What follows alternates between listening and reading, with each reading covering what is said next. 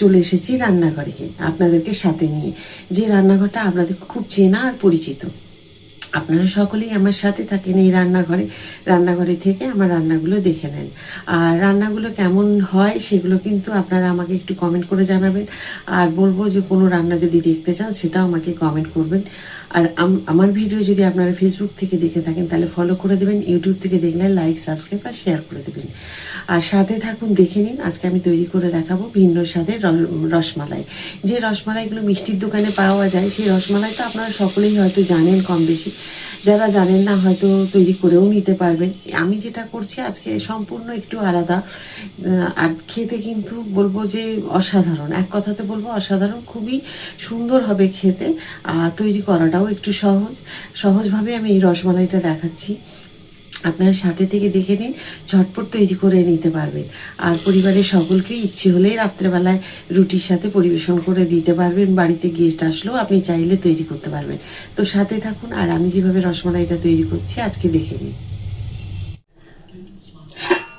আমি যে ছানাটা তৈরি করেছিলাম দেখুন, আমি এখনো ছেঁকে নিইনি, আর কি সুন্দর হয়েছে।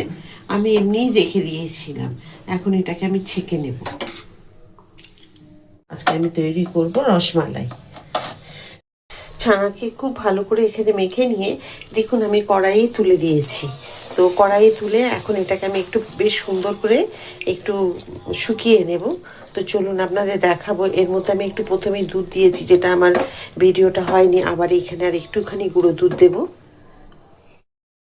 এই যে দেখুন এখানে আর একটুখানি গুঁড়ো দুধ দিয়ে দিলাম আমি, যাতে স্বাদটা আরও ভালো হয়। দিয়ে এটাকে খুব ভালো করে আমি মিশিয়ে নেব। দেখুন আমি এইভাবেই কিন্তু এটাকে একদম হালকা মতো শুকিয়ে নেব, যাতে হাতে ধরা যায়। দেখুন এখন হাতে ধরা যাচ্ছে, অথচ লাগছে না।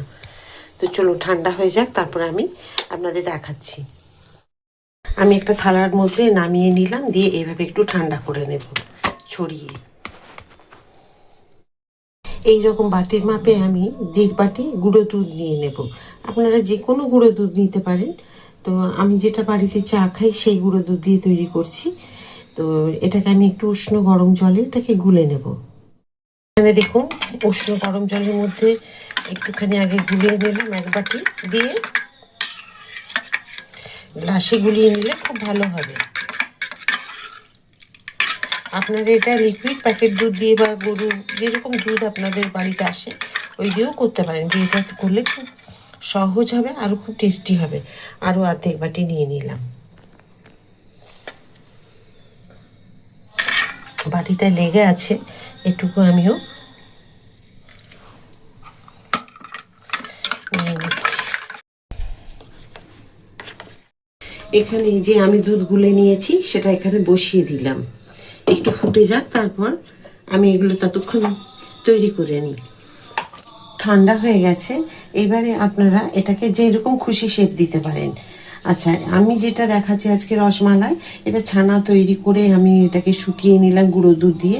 আপনারা চাইলে কিন্তু এটাকে এমনি ছানা দিয়েও যেরকম হয়, আমি এটা অন্যরকম দেখালাম। এটাতেও টেস্ট খুব ভালো হয়। ছানা দিয়ে যেমন রসগোল্লা ফুটিয়ে নিয়ে করে, ঠিক সেরকমও আপনারা করতে পারেন। এই যে দেখুন এইভাবে আপনারা গোল করেও নিতে পারেন, লম্বাও করে নিতে পারেন, যেমন খুশি আপনাদের।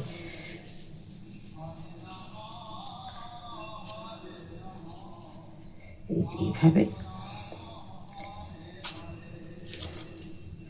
ছানাটাকে খুব ভালোভাবে যেরকম আমি মেখে নিলাম ওই রকমভাবে আপনারাও মেখে নেবেন। মিষ্টির প্রয়োজন আপনারা যতটুকু পছন্দ করেন সেইটুকুই দেবেন। আমি দিয়ে দিচ্ছি 2টো এলাচকে থেতো করে এখানে দিয়ে দিলাম। দিয়ে মিষ্টি আমি যেটুকু খাবো সেইটুকু পছন্দ করি আমরা সেইটুকুই দেবো। আপনারা আপনাদের পছন্দ মতো দিয়ে দেবেন। এই যে দেখুন 2 চামচ দিলাম, 3 চামচ। এটা বেশ বড় চামচ আছে, আর যে পরিমাণটা করছি তার জন্য এটা কিন্তু বেশ যথেষ্ট। আর দুধ দেখুন একদম ঘন হয়ে এসছে। আমি একটা ছেড়ে দিয়ে দেখলাম, তো যাই হোক এই দেখুন খুব সুন্দর ঘন হয়ে গেছে। এই কারণেই বেশি ফোটাতে হবে না যদি গুঁড়ো দুধ দিয়ে আপনারা করেন, আর এটা খুব ভালো হবে।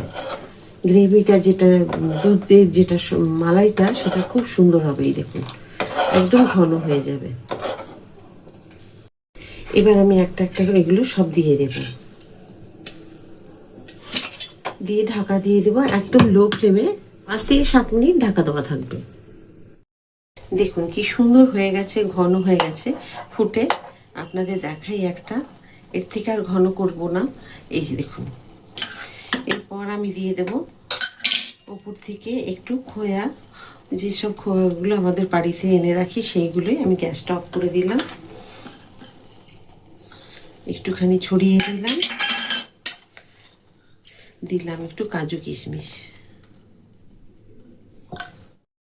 একটা আমি তুলে আপনাদের গরম গরম দেখাচ্ছি, দেখুন।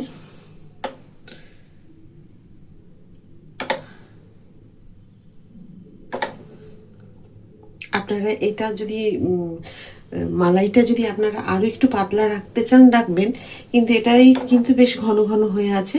আর কোনো রকম কিছু কিন্তু এটার মধ্যে আমি কাস্টার্ড পাউডার কিচ্ছু মেলাইনি, মেলাবেন না, তাহলে টেস্টটা অতটা ভালো লাগবে না। আর দেখুন কীরকম নরম হয়েছে, এই দেখুন কি সুন্দর হয়েছে। তো দেখুন রসমালাইগুলো আমি তৈরি করেছি, আর খুব যে একদম পাতলা তা নয়, একদম ঘন হয়ে আছে, সেরকমই গাঢ়ভাবে তৈরি করে নেবেন। তো এইভাবেই তৈরি করে নেবেন। আর কেমন হয়েছে কমেন্ট করতে কিন্তু ভুলবেন না। এই যে দেখুন খুবই সুন্দর লাগছে দেখতে।